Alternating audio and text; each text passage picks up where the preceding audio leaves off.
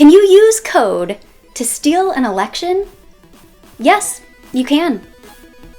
Video over.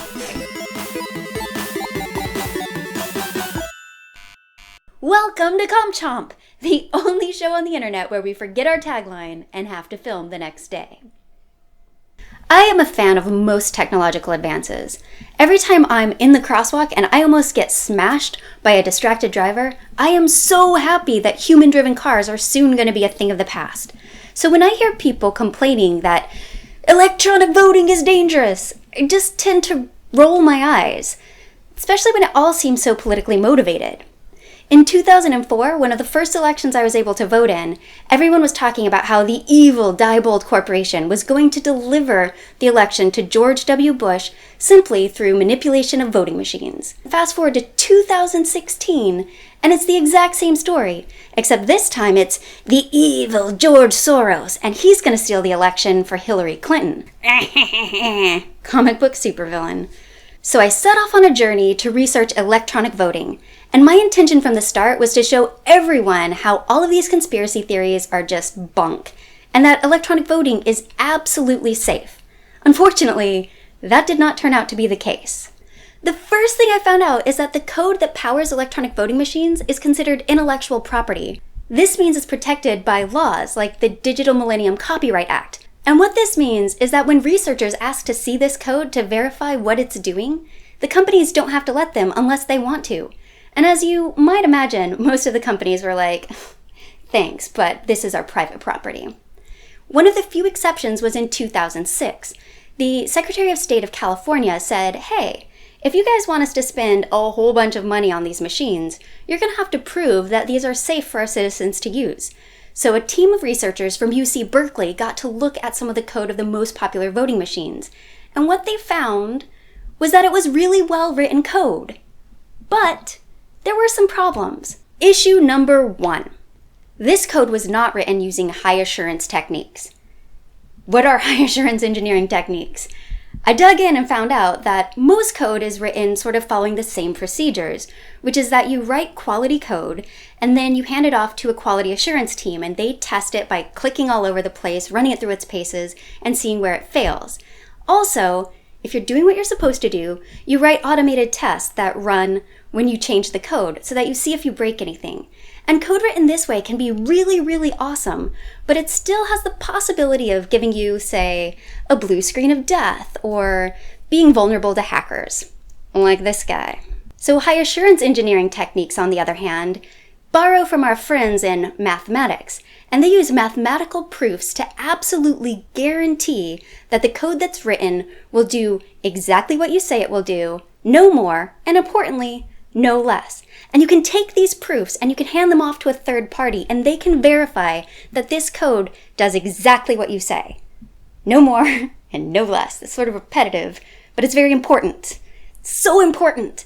And this code in these voting machines, it was really good, but they found issues in the interpreter. For instance, there were buffer overruns and double free errors that skilled hackers can use to change what the program is going to do when it runs, which is kind of not a good thing. But that's not even the worst of it. They discovered that the machines were vulnerable to an attack called the Hursti hack. It was named after the Finnish programmer Harry Hursti that discovered it. When the voting machines start up, the first thing they do is, I don't know if it's the first thing they do. The voting machine wakes up and it says, hey, no one should have voted on me yet, so there shouldn't be any votes. And this zero vote total is supposed to ensure that when the votes start, everything's fair. Except Hursti thought to himself, there is more than one way to make a zero.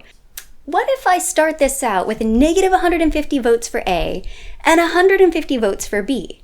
And guess what? It worked. The voting machine read that as a zero vote total.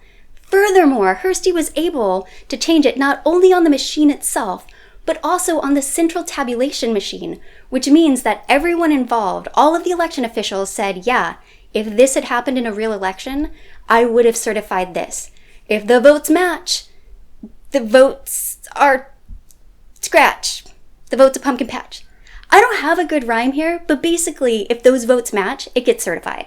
Now, you're probably thinking this is all well and good in some sort of academic setting where Professor Hursty, he's not a professor, he's just a hacker, but an academic setting where someone gets to sit there all day and mess with the voting machine. But that's not the real world. We don't just let someone walk into a private space with one of our voting machines and do whatever they want. Oh wait, except that is exactly what we do. One of the foundations of our democracy where we have anonymous voting is that you have to make sure that someone's vote absolutely was not coerced. So you cannot have anyone recording who they voted for or watching them vote. If you put so much as a security camera in that booth with a voter, you've nullified things because it could then be used to make them vote a certain way. So we allow people to walk in the booth, have privacy with the voting machine, and all it takes is one USB card with the right code slipped in the machine, and suddenly your election is no longer valid. And why does this USB card work? Well, because that's actually how they program most of these voting machines. They take a USB card, they go from machine to machine to machine, and boom. So if you get your bad code on one machine, it's probably on a lot of machines. It's like a USB transmitted disease, a UTD, or something.